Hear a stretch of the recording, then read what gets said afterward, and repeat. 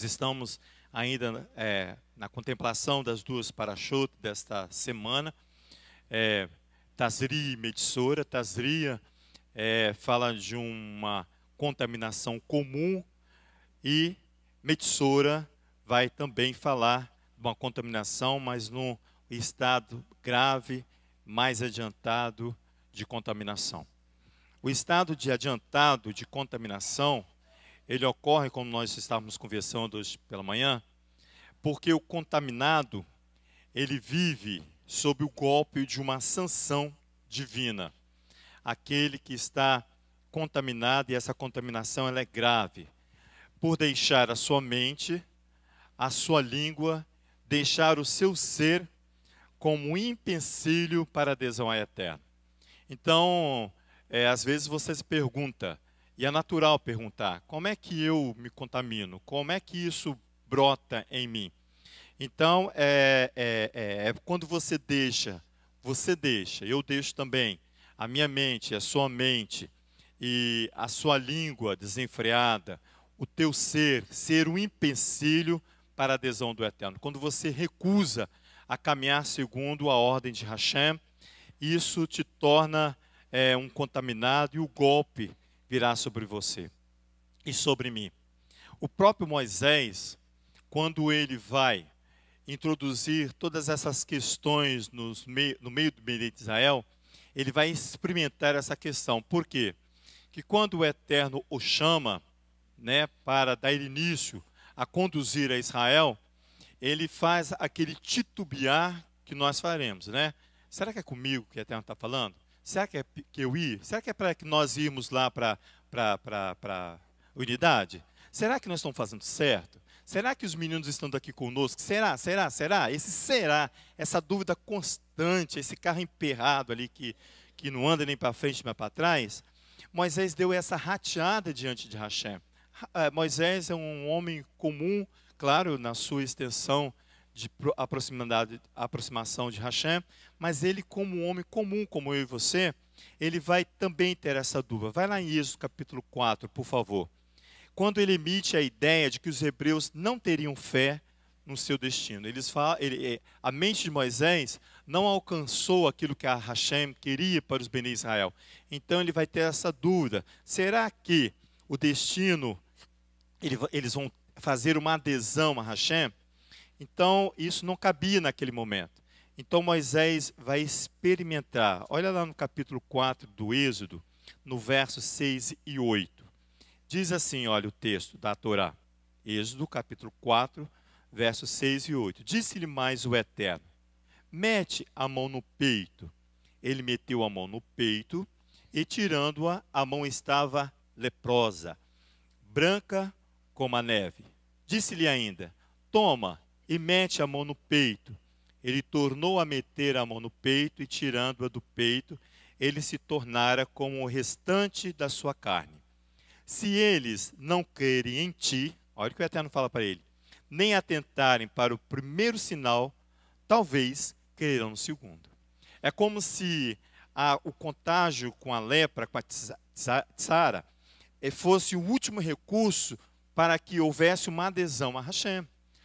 Quando você está numa situação tão grave de transgressão, de iniquidade, que Hashem tem o último recurso para você. E vai te contaminar, vai te golpear, vai encostar em você para você também ter a consciência de que você precisa se apresentar ao ministrante para ser curado por Adonai. Por falta de adesão. Por titubear em adesão. Será que eu preciso fazer? Será que eu não preciso fazer? Será que eu preciso caminhar ou não caminhar diante do Eterno? Miriam vai também sentir essa questão de Adonai tocar em Miriam. Olha só, vai lá em Números capítulo 12. Esse texto é conhecido nosso, porque ele é bem específico aqui, a questão de Miriam. Ela tem um desenfrear da língua, mas esse desenfrear da língua se chama Lashon Hará. Mas não é Lashon Hará porque eu falei mal do Léo, não. Porque eu falei mal da Dona Regina, que eu falei mal da Rita Alvina. Não é esse Lashon Hará. É você falar mal daquilo que é eterno estabeleceu para a vida de cada um de nós. É você fazer o outro duvidar da adesão que você precisa ter com o Eterno. É você falar mal e tocar naquele que foi ungido por Hashem. Você vê ali um homem trabalhando a favor do Eterno e você vai lá e toca naquele homem. Você está tocando naquilo que Hashem estabeleceu para a obra dele. E foi isso que aconteceu com Miriam. Não foi um falar qualquer. Não foi uma fofoca, né? Como diz o outro. Não foi uma fofoca. Mas foi uma coisa muito mais séria do que o texto talvez possa exprimir para nós. Diz assim: Miriam e Arão falaram contra Moisés por causa da mulher etíope, que este tomara, pois ele havia desposado uma mulher etíope. Diziam: porventura falou o Eterno somente por Moisés? Não falou também por nós? E o Eterno ouviu? Ora, Moisés era um homem muito manso, mais do que todos os homens que havia na terra. Logo, o Eterno disse a Moisés, a Arão e a Miriam: vós três, saia à tenda da congregação. E saíram eles três. Então o Eterno desceu numa coluna de nuvem. Provavelmente aqui Moisés não sabia o que estava acontecendo, né? O nome dele estava envolvido, mas ele não sabia o que estava acontecendo. Ele diz assim, então o Eterno desceu numa coluna de nuvem, pôs à entrada da tenda e chamou Arão e Miriam. A porta da tenda, ele vai colocar Arão e Miriam. Essa questão ali é um estabelecimento de juízo e justiça. A tenda da porta, na tenda, no umbral da porta, estabelecimento de justiça. Quando ambos se apresentaram, ele disse: ouvi agora as minhas palavras. Entre vós, a profeta, eu, o Eterno, em visão, a ele me farei conhecer. Eu, em sonhos, falarei com ele. Você vai ver que Eliseu vai falar a mesma coisa. Avisa ao rei que em Israel há profeta. Adonai fala a mesma coisa. Olha, entre vós há profeta. Eu, o Eterno, envio em visão a ele, me farei conhecer, ou em sonhos falarei com ele. Não é assim com meu servo Moisés. Ele é fiel em toda a minha casa. Boca a boca falo com ele, às claras, e não por figuras, nem contempla a semelhança do Eterno. Ele contempla a semelhança do Eterno. Por que, pois, não temestes, falando contra o meu servo Moisés? A ira do Eterno se acendeu contra eles, e ele se retirou. Quando a nuvem se afastou de sobre a tenda, Miriam se achou leprosa, branca como a neve. Voltando-se para Miriam, Arão viu-se que estava leprosa. Então disse Arão a Moisés: Senhor meu, não ponha sobre nós este pecado que loucamente cometemos. Arão imediatamente, né, Leonardo? Ele se coloca diante de Moisés, porque Moisés é aquele que fala face a face. Concordou com Miriam. Ele ouviu e concordou. Por isso que imediatamente, ele viu que estava em erro. Ele reconhece que eles cometeram uma loucura. Ele fala bem assim: sobre nós este pecado que loucamente cometemos, não seja ela como o aborto, que saindo do ventre de sua mãe, tenha metade da sua carne já consumida. Moisés clamou ao Eterno: ó Elohim, rogo-te que a cures. O Eterno respondendo a Moisés: se seu pai lhe cuspisse no rosto, não ficaria envergonhada durante 7 dias? Seja Miriam fechada 7 dias fora do acampamento e depois recolhida. Ele vai utilizar aqui um midrash, pode-se dizer, né? Ele vai dizer assim: olha, se seu pai lhe cuspisse na face, não ficaria envergonhada 7 dias, não teria que ser recolhido por causa do contato, do fluxo que saiu da boca de Miriam, o contágio que saiu de Miriam. Ele fez uma analogia, digamos assim, né? Podemos dizer, né? Então, Miriam vai ficar afastada, reclusa 7 dias. Então, ela também experimenta essa sensação de que você, por algum momento, recusou fazer adesão com Adonai. Naamã, para crer que há um só Elohim, o rei de Israel e dos profetas e seus profetas, ele também vai passar por uma situação ali Naamã, mas eu não vou lá no texto, por causa do nosso horário, que nós precisamos fazer a troca das bandeiras, né, Leonardo? Nós precisamos fazer a troca das bandeiras.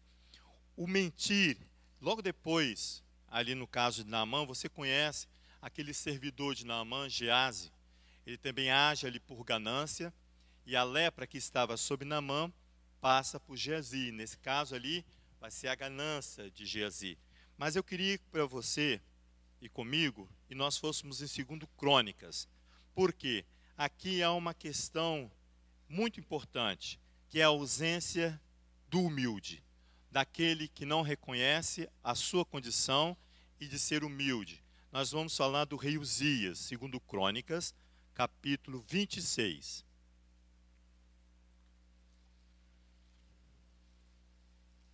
Segundo Crônicas, capítulo 26, a partir do verso 16, você vai ver ali a condição do rei Uzias. O rei Uzias, rei de Judá, ele vai ganhar, ele vai ter vitórias em suas batalhas. Adonai o conduz à vitória. Mas olham no verso 16. Mas, havendo-se fortificado, ele estava forte, o seu trono estava estabelecido como rei de Judá. Exaltou-se o coração, até se corromper. O coração foi corrompido. Lembra que a questão da doença de Sarat, ela nasce do interior. Aqui, ó. Foi infiel ao Eterno, seu Elohim, e entrou no templo do Eterno para queimar incenso no altar do incenso. Porém, o sacerdote Azarias, olha a intervenção rápida do sacerdote, entrou após ele, e com ele 80 sacerdotes do Eterno, homens corajosos, porque está diante de uma autoridade. Resistiram ao rei Uzias e lhe disseram: a ti, Uzias, não compete queimar incenso perante o Eterno, mas aos sacerdotes, filho de Arão, que são consagrados, que estão sobre o óleo da messianidade, está vendo? Para queimar incenso. Sai do santuário, pois foste infiel, nem será isto para a honra tua da parte do Eterno Elohim.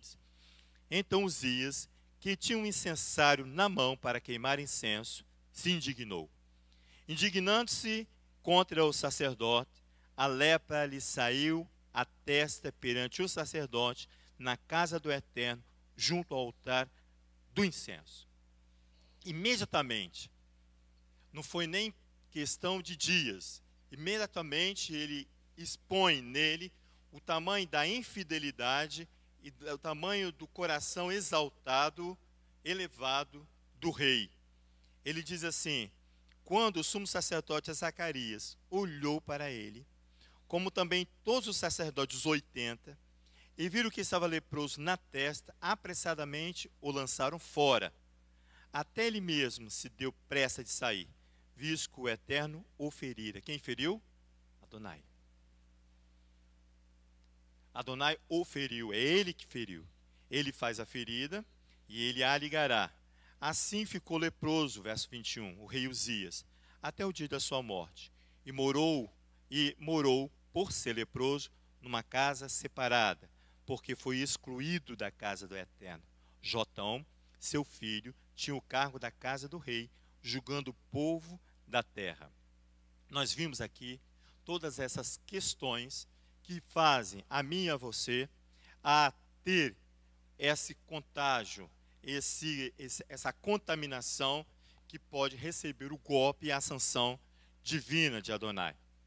A tsarat é uma condição de uma aflição grave de contaminação. Aqui, o termo que eu estou usando direto aqui, aflição, traz uma característica de enfermidade sobre o contaminado. Pode vir acompanhado de um sentimento persistente de dor física ou moral, ânsia, agonia, angústia. Segundo os especialistas, chega a ser uma sepse. Sepse é uma infecção pelo corpo todo, generalizada, né, Leonardo? Pelo corpo todo. É a aflição daquele que está com tsarat, tão grave que é. Geralmente, na medicina, quem está dessa maneira fica isolado, né? Está na UTI, Leonardo falou. Está na UTI, pronto para receber os socorros mais urgentes. A ausência de ação precoce do contaminado, que ação é essa? Se apresentar diante do ministrante para ver o que está acontecendo com ele, ou a falta do rito, coloca o indivíduo em situação tão grave, porque a sarat pode evoluir da cabeça para as vestimentas e do ambiente se torna insalubre. O contágio vai passar para as roupas, para a vestidura, o contato vai passar para os móveis e o contato vai passar para a parede. É uma situação de contaminação generalizada do indivíduo. Ô, Léo, é aquela mesma narrativa que o rei primeiro ele vai na direção errada, então. Que o rei vai aos médicos e ele tinha que se apresentar aos sacerdotes. E Adonai chama a atenção dele. Está lembrando que rei era esse? Asa, rei Asa. Primeiro ele vai aos médicos. Aí Adonai chama a atenção dele pelo porque profeta. A doença dele era espiritual. Era espiritual. Em vez de ele... Não é? Esse Aonde agir que apressadamente... Tá? Espera aí, deixa eu ver onde está. Tem que ver onde está para a gente fazer a leitura do texto. Precisar ser ágil e se apresentar-se diante do Eterno. Se apresentar-se diante daquele que tem a capacidade de identificar em você a lepra. O Talmud, enquanto a gente procura aqui, o Talmud declara que o sofredor de Tsarat é comparável a uma pessoa morta, diz o Talmud. Os rabis fazem essa declaração com a possibilidade de anunciar a ressurreição dos mortos. Adonai faz morrer os homens e ressuscita os mortos. Então é considerado como o sofredor de Tsarat aquele que precisa de uma ressurreição para voltar à vida, de tão tanta penalidade essa questão de sofrer de Tsarat. Acharam? Já. Aqui, ó, é 2 Crônicas 16. Segundo acho que é Crônicas. isso mesmo.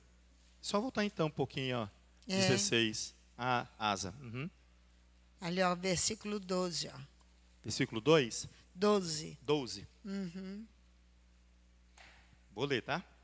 No 39º do seu reinado, Asa caiu doente dos pés.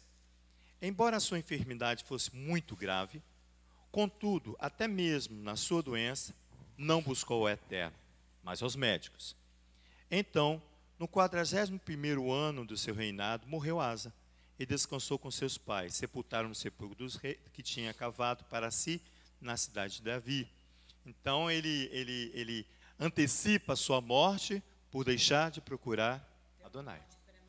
Uma morte prematura. É isso que o Talmud lá fala, que o sofredor de Tsarat, ele é considerado como se fosse um morto. Aqui fala que ele caiu doente, embora sua enfermidade fosse muito grave. Muito grave.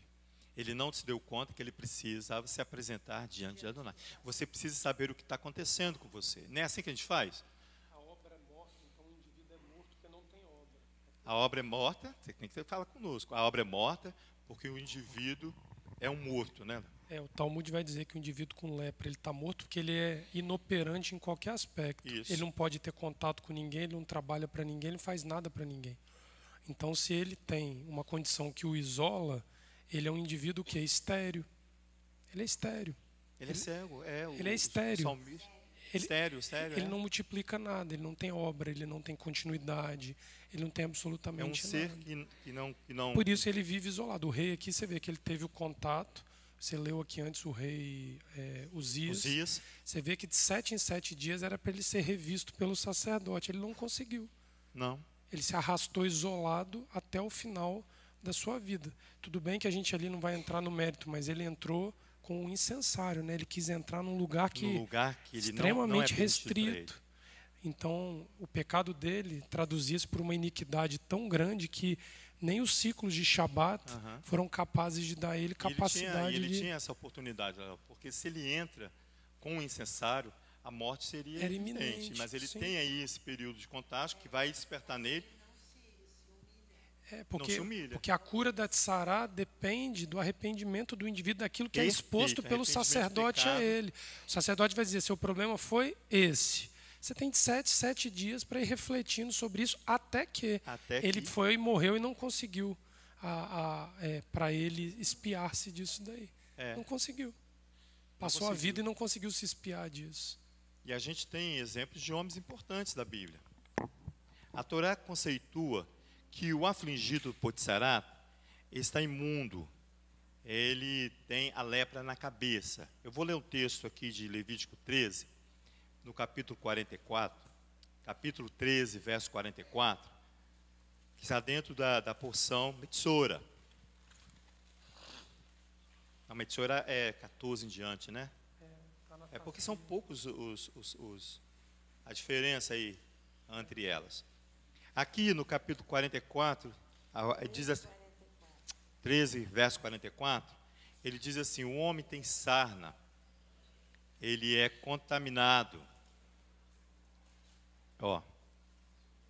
Leproso é aquele homem que está imundo, o sacerdote o declara totalmente imundo, sua cabeça está na praga. Também o leproso em que está a praga andará com as vestes rasgadas, a cabeça descoberta, e os cabelos soltos, mas cobrirá o bigode e gritará, imundo, imundo, será imundo todos os dias da que a praga estiver nele. É imundo e habita só. A sua habitação será fora do arraial. É aquilo que o Leonardo acabou de falar. Ele habita numa condição de não gerar nada. O texto fala bem assim, o homem tem sarna, ele é contaminado. Contaminado, o ministrante que vai declarar isso, contaminado.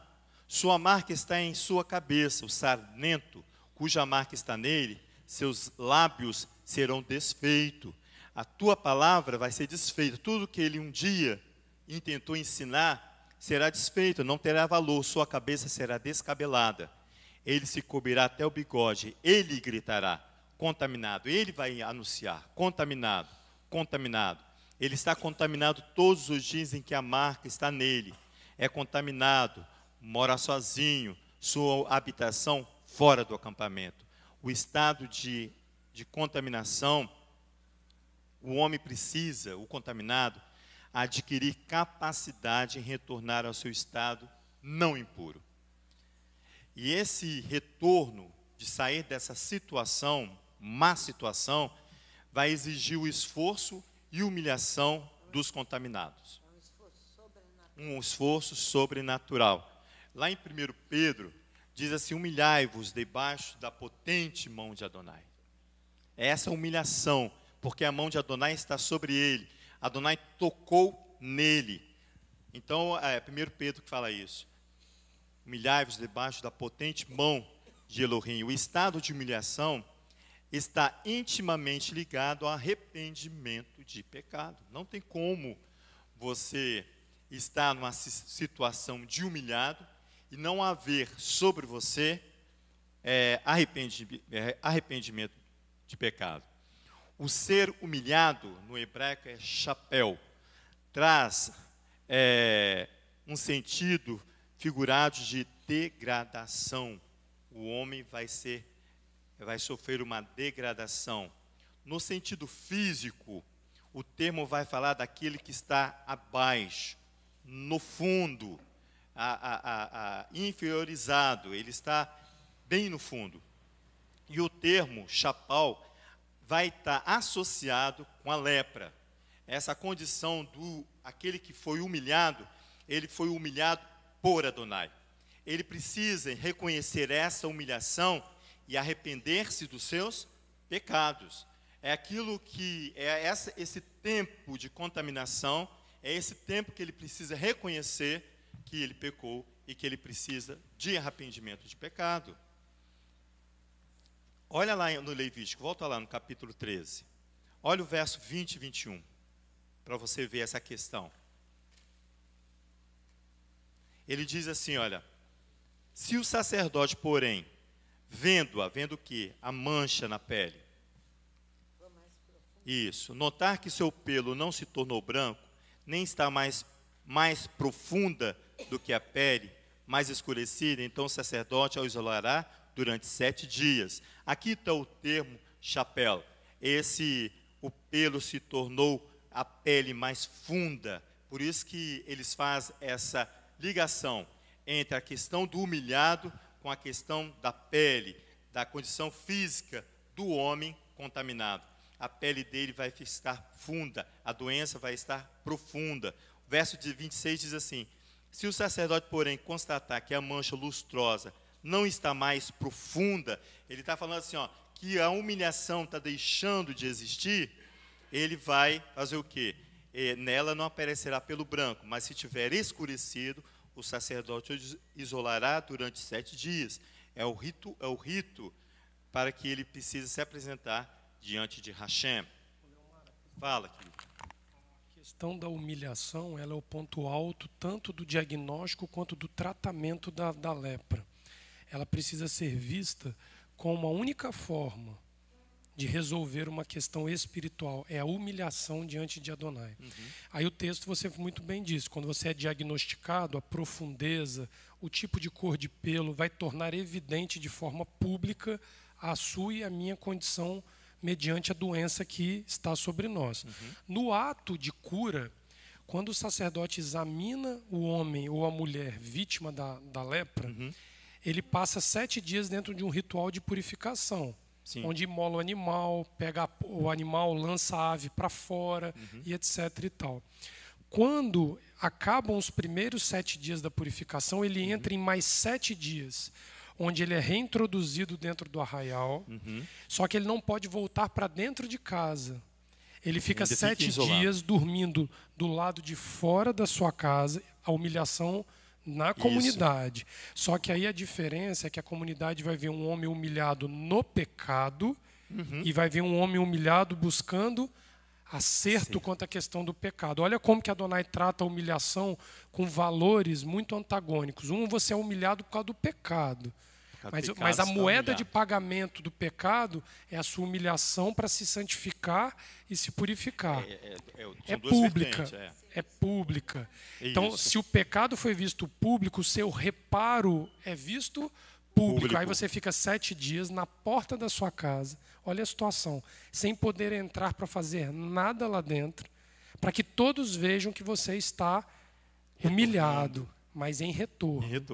E ali você permanece. Humilhado, mas em retorno. No 7º dia desse período fora de casa, ele raspa a barba, ele raspa o bigode, a sobrancelha, o pelo do corpo. Ele se torna totalmente depilado no 7º dia, porque quanto tempo leva para nascer a sobrancelha, os pelos do nariz? É todo um processo que ele entra para dentro de casa ao 8º dia. Então, depois de 14 dias, ele está dentro de casa, mas está com a cabeça raspada, com a sobrancelha raspada, com a barba. A humilhação, pastor, ela tem uma conotação de permanecimento. Isso. Ele faz no intuito de dizer assim, do jeito que retornei humilhado, desejo permanecer humilhado diante de Adonai, porque ele não quer mais aquela exaltação, Leomar, que humilhou no pecado. Mas ele quer viver uma vida santa diante de Adonai, na humilhação a qual isso te custou para alcançar. Esse é o ritual que a lepra traz sobre a questão da humilhação. Você trazer para si esse desejo de se manter humilhado diante de Adonai. Essa questão é uma questão tão nobre que provavelmente a citação de Mateus capítulo 5, quando Yeshua diz humilhados do sopro, foram porque os profetas, aqueles os quais se submeteram a esta humilhação que o sopro os fez passar, para que depois eles possam adquirir uma posição pública para trabalhar em favor do povo e serem reconhecidos pelo povo. Então, esses herdarão o reino. Esses herdarão o reino. Então, essa humilhação com lepra, que isso é humilhação de uma iniquidade forte que há em nós.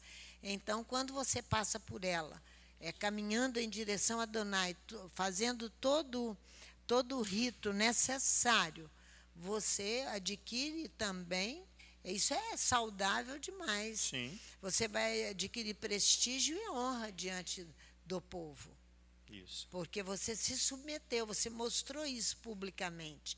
Então você tem aí, a partir daí, tem um dever público. Como a Torá é linda.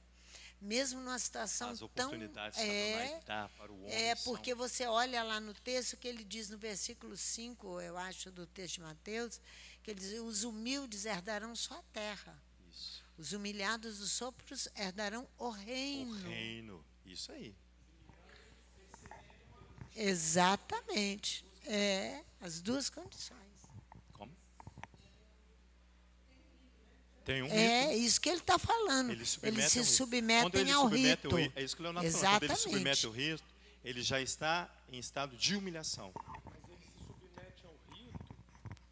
Mas ele não se restringe ao rito para se purificar. Não. O rito é a questão pública da ação, exato. Mas é o interior dele que já brotou um homem diferente, com uma consciência, mas o rito precisa ser estabelecido. Porque é só o rito.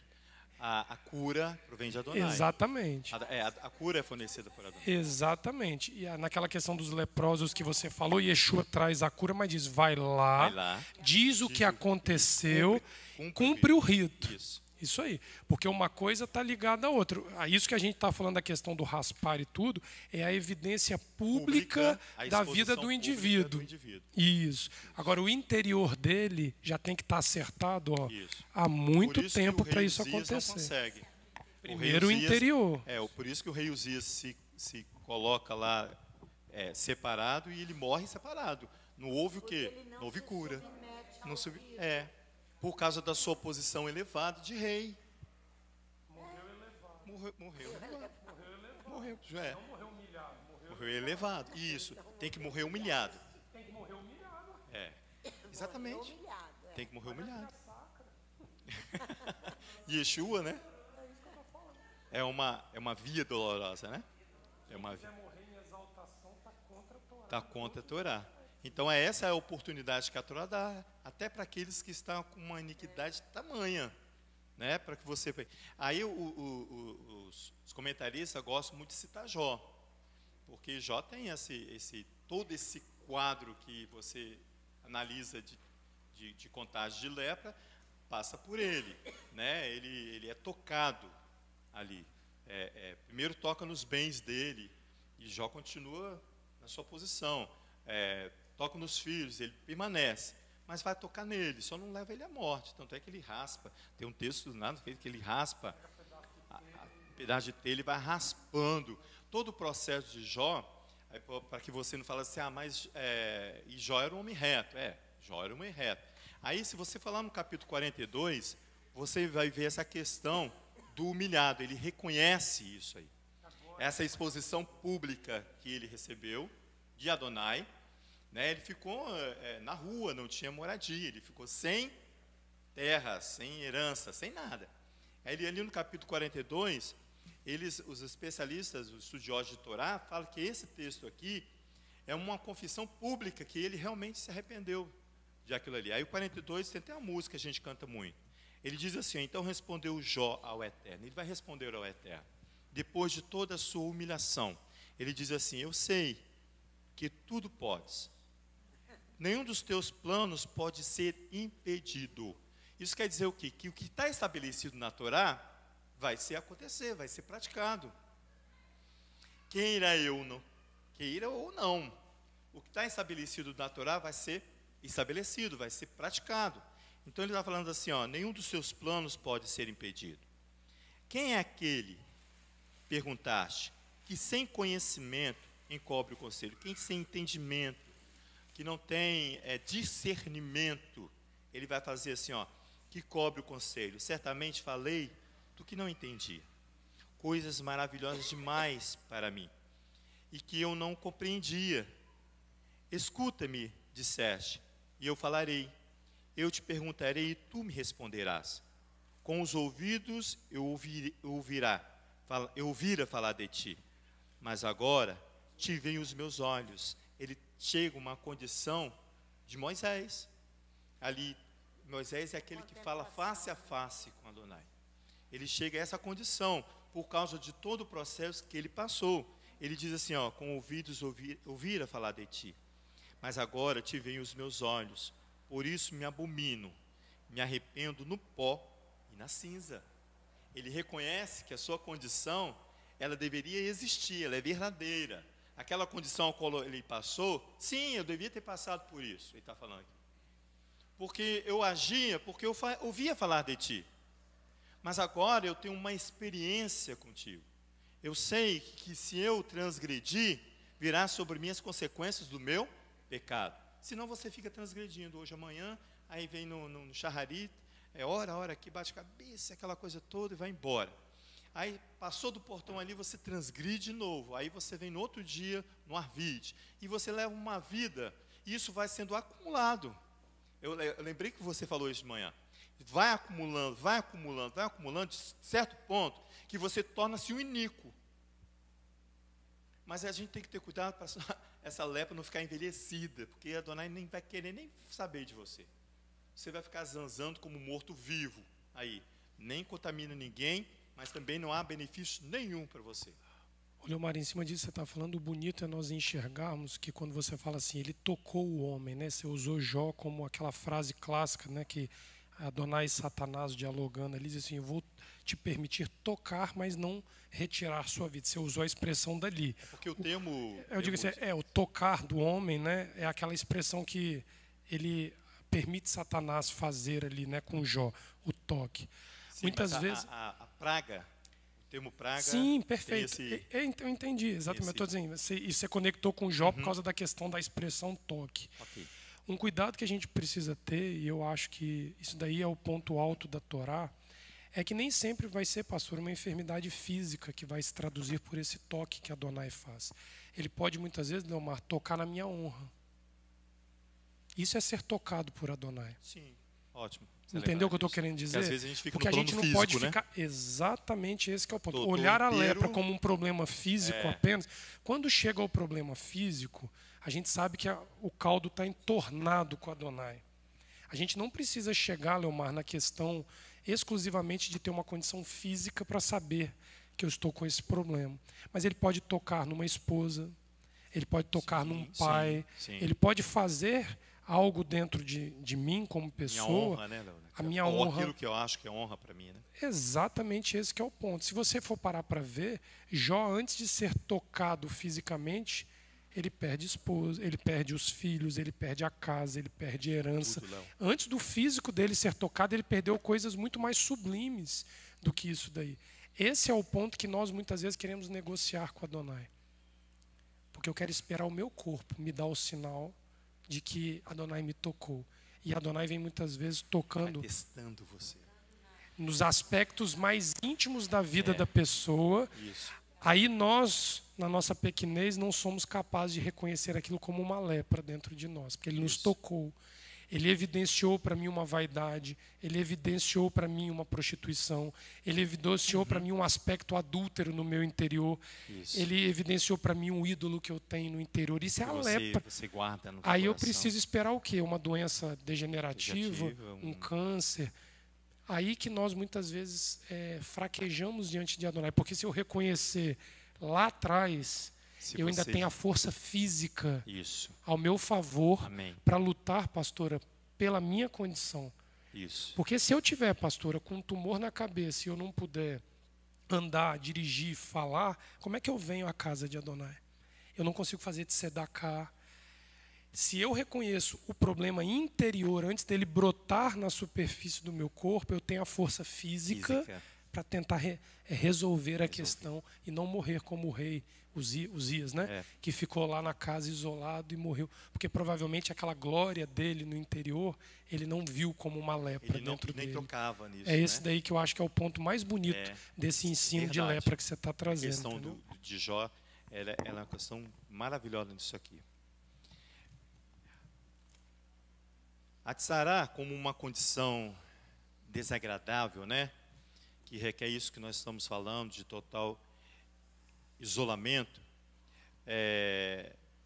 O Midrash ensina que a Metzora personifica a redenção e faz alusão ao Mashiach, através do dito do profeta Isaías, ali no capítulo 53, quando ele fala que ele vai falar do Mashiach, falando que o Mashiach aguentou por nós a doença, suportou as nossas dores. Não tem o texto ali de Isaías que fala sobre isso? E ele se faz ferido e golpeado, e tocado por Adonai, e ele é afligido. Porque você falou, né? Você vê a situação do Messias até ele chegar na sua condenação, né? A exposição dele foi pública, né? Se você pegar os textos ali da Brita Hadashah, dos evangelhos, você vai ver aí a exposição de Yeshua foi tremenda. E dentro desse contexto, né? Observe-se que o processo de purificação vai exigir 2 movimentos, para mim e para você. E esses 2 movimentos, eles devem convergirem, eles devem se encontrarem em certo momento. Por isso que o agir rápido, quando você detecta essa situação, você tem que agir rápido por causa dessa situação. É o que pode se chamar a união de vontade. Eu, transgressor de Adonai, reconheço a minha transgressão e quero tomar uma posição para que isso mude. Leonardo, um sacerdote, messiado por Adonai, que pode me dar essa condição de eu passar por um rito de purificação e Adonai me curar. Então precisa deste encontro meu com esse sacerdote, precisa desse encontro meu com Yeshua, o Messias. Eu preciso desse aproximar do Messias. Porque se não houver vontade minha, Yeshua está sempre apto. Espera um pouquinho, Marcelo. Yeshua está ali sempre apto. Adonai está sempre apto. Mas e eu e você? A minha posição, porque precisa converger a minha vontade com a vontade de Adonai. Do homem querer desembaraçar essas contaminações, esse emaranhado de contaminação que há no meu e no seu coração, e do sacerdote encarregado para isso. Hoje o sacerdote encarregado para isso é Yeshua, o Messias.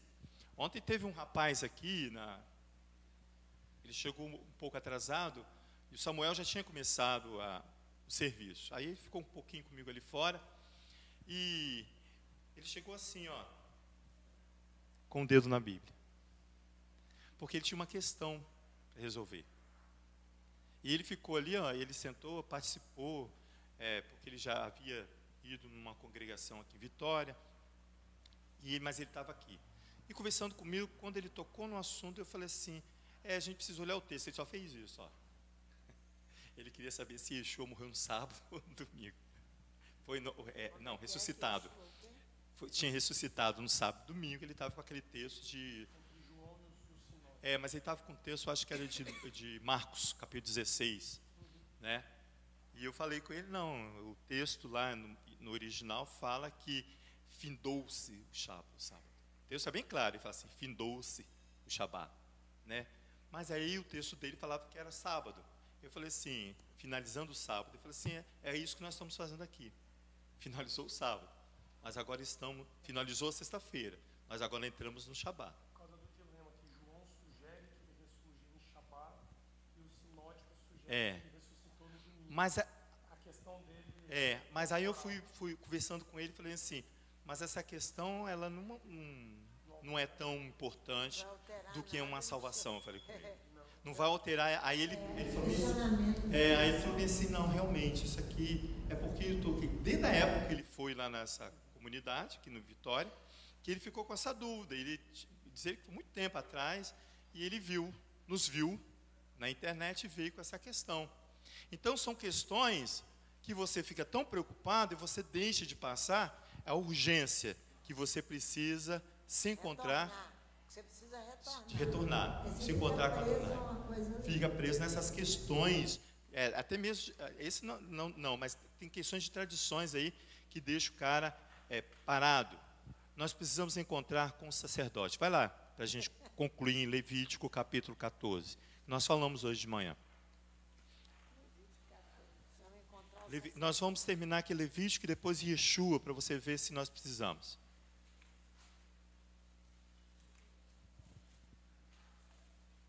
Você vai ver ali que em Marcos, o clamor do humilhado. Levítico 14, verso 1 ao verso 3, fala bem assim, Adonai fala a Moisés para dizer, esta é a Torá do sarnento, no dia da purificação, Metsora, ele é conduzido ao ministrante, o ministrante sai do acampamento, o ministrante vê, e eis, a marca da sarna, do sarnento, está curada. Lembra que Leonardo falou que ele não entra, 7 dias, ele não entra, mas o ministrante vai até ele. Porque é uma disposição do próprio contaminado, do homem que está contaminado, em se apresentar-se. Então, o mover do ministrante até a porta do arraial é para que possa verificar se ele está apto ou não. E ele diz assim, o verso 3, o ministrante vê, e eis a marca no sarnento, está curada. Esse aqui eu acho que é um dos melhores encontros, Leonardo, para o sarnento, para aquele que estava contaminado, que estava imundo. É você encontrar-se com o ministrante falou bem, senhora, Sandra, você está apta. Imagina isso numa situação de um homem que se encontrava numa iminência de morte, encontrar-se com o sacerdote. Agora vai lá em Marcos capítulo 1. Olha aqui quem vem na direção de Yeshua. Marcos, na Brit Hadashah, Segundo Testamento.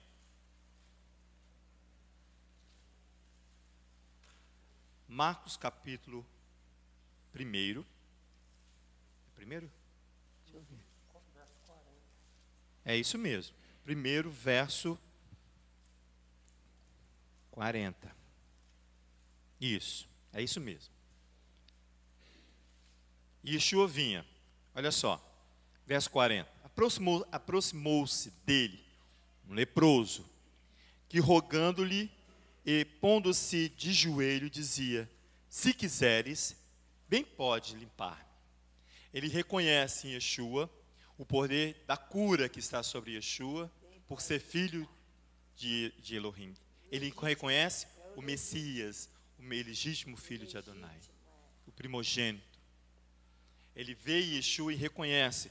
Porque aqui, ele simplesmente podia falar assim, me ensina um rito de purificação, porque eu estou nessa condição, mas ele fala assim, olha, ele deve ter gritado, igual o rito que Moisés fala, contaminado, contaminado, contaminado, eu estou contaminado.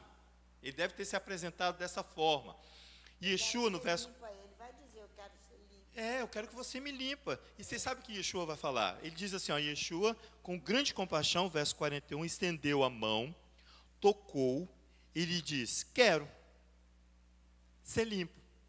Yeshua olhou no interior do contaminado e viu que havia nele o interesse a sinceridade, verdade, e a predisposição de mudar de condição de contaminado para não contaminado.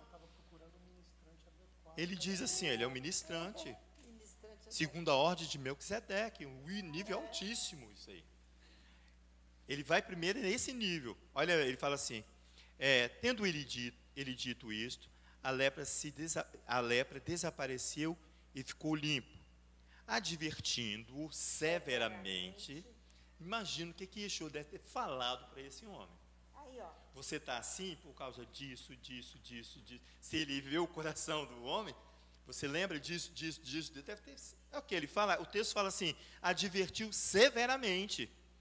Logo despediu e lhe disse, olha, não digas nada a ninguém, mas vai, mostra-te ao sacerdote, apresenta-se a ele, o sacerdote em exercício, da tribo de Levi. Ele fala assim, vai, mostra-te ao sacerdote. Ele não vai agora fazer esse milagre e não permitir honrar aquele que estava trabalhando. Se ele não faz isso, ele desonra a Torá, pastor. Exatamente. Ele desonra a Torá e Moisés. Sacerdote em exercício.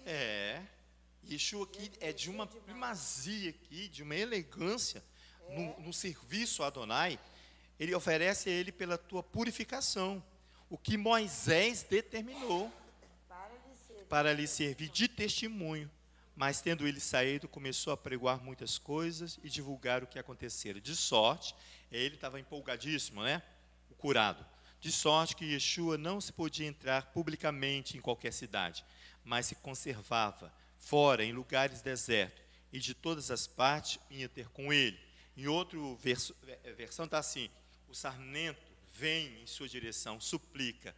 Ele cai de joelho dizendo: sim, se tu quiseres, pode purificar-me.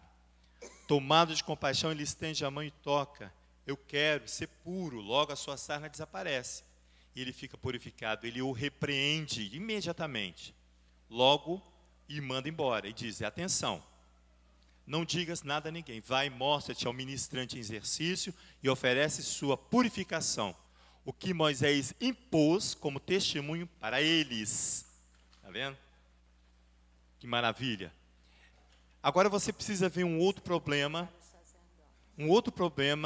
que Lucas vai expor. Vai lá em Lucas capítulo 17, nós vamos concluir que nós precisamos descer, nós vamos juntos cantar ali, que nós vamos fazer a troca da bandeira. Tem alguém específico, Léo? Vamos a Lucas, que eu falei, né? 17. Lucas 17. Isso. Marcos. É outra situação que nós tocamos hoje pela manhã. Lucas 17, ele diz assim, no verso 11. Acharam? Porque você vai observar aqui que o cumprimento do rito aqui não é agradar o ministrante, tá? Não é, mas dá honra à Torá, o rito da Torá. Ele diz assim, olha: indo ele a Jerusalém, passou por meio de Samaria e da Galileia. Entrando em certa aldeia, saíram-lhe ao encontro 10 leprosos, os quais pararam de longe, porque eles sabiam que não podia chegar próximo, né? E clamaram: Yeshua, mestre, tem misericórdia de nós. E Yeshua, vendo-os, disse-lhe: ide e mostrai-vos aos sacerdotes. Indo eles, ficaram limpos. E Yeshua nem chegou a tocar neles, nem se aproximar deles. Simplesmente ele fala: vai lá e se apresenta ao sacerdote. Há o desejo de se encontrar com o ministrante. Ele fala assim: mostrai-vos ao sacerdote. Indo eles, ficaram limpos. Verso 15, um deles, vendo que estava são, voltou glorificando a Elohim em alta voz. Ele vai dar honra à Torá e não ao ministrante Yeshua. Ele vai glorificar a Elohim pela cura que ele recebeu e provavelmente o rito, cumpridor de rito, ele vai cumprir o rito. Caiu aos pés de Yeshua como um rosto em terra, dando-lhe graças, e este era samaritano, um estrangeiro. E Yeshua perguntou: não foram 10 que foram limpos? Onde estão os 9? Não houve quem voltasse para dar glória, senão este estrangeiro? Então lhe disse: vai, levanta-te, vai, a tua fé te salvou. Esse estava livre da lepra. Os outros 9 não se tem notícia. Esse fez adesão porque encontrou com o ministrante. O ministrante que tem ao Pai. Ele encontra com Yeshua e faz essa ligação com o Pai, porque ele dá glória ao Pai. Os ministrantes não curam, eles conduzem a um rito da purificação. Após a cura, o golpeado deve clamar, e a suspensão do castigo da sua aflição. Esse é o nosso dever, que nós precisamos. Eu volto à fala do Léo, quando ele diz: precisamos chegar a um ponto desse, para que nós possamos tomar uma posição e nos encontrarmos com um ministrante que vai estabelecer um rito. Talvez em nós haja algum sinal que nós precisamos tomar posição. Que o Eterno possa ser maravilhoso, como foi desde o início desse Shabat, né? Dando louvor, dando palavras. E isso que nós precisamos é de palavras mesmo. Ele coloca a palavra na nossa mão. Nós somos uma geração da palavra. Isso, geração da palavra. De objetos apenas. Não, é a palavra, é disso que nós precisamos, porque é ali que está a cura, na Torá. Eterno, muito obrigado, que o teu nome seja exaltado, não nesse Shabat, mas em todos os dias de nossas vidas, e que nós precisamos imediatamente nos apresentar diante de ti, expondo, nos humilhando, Pai, para que o Senhor venha retirar de nós e nos curar tudo aquilo que nos aflige.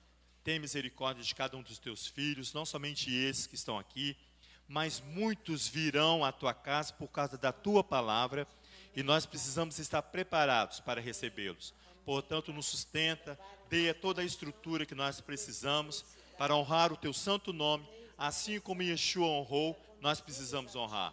Tenha misericórdia de cada um de nós, e louvado seja o teu nome, de agora e eternamente. Amém.